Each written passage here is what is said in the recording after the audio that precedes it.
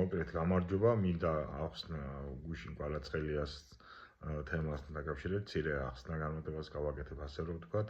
მოკლედ კახა 90-იან წლებში, როდესაც საქართველოში სრული განუკითხაობა იყო, უშუქობა, უდენობა და ასე შემდგომ, როდესაც ხალხს ქუჩაში იტაცებდნენ, გვახსოვს ბიზნესმენები და ასე შემდგომ გადაცეული ბიზნესმენები, კალაძე იყო, ვინც შევჩენკოს მერე ყველაზე ძვირად გაიყიდა მილანში და 90-იან წლების განუკითხაობა და სიბინძურე ყველაზე მეტად კალაძეს და მის ოჯახს შეეხო და ამ საკითხს აღარ გამარცხობ, ყველა მიცის და მოკლედ ახლა რა შუაშია ეს კვარაცხელიასთან.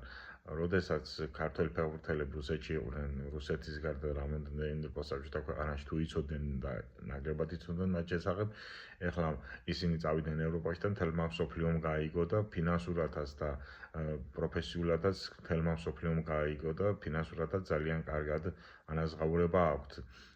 და შესაბამისად თუ ჩვენ დაბრუნდით რუსულ ჭაობში,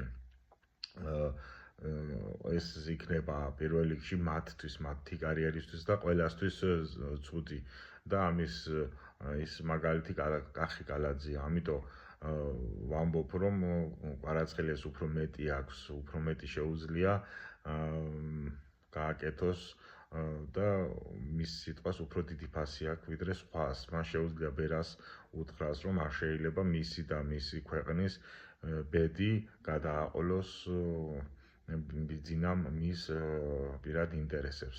აქედან გამომდინარე ვხსნი და ვამბობ, რომ კვარაცხელიას შეუძლია უფრო მეტი მხრას ვიდრე სხვა თუნდაც ფეხბურთელმა თუ საზოგადოებრივ მოღვაწემ. კარგად ბრძანდებოდეთ, გამოიძერეთ ჩვენი არხი იდეატივი.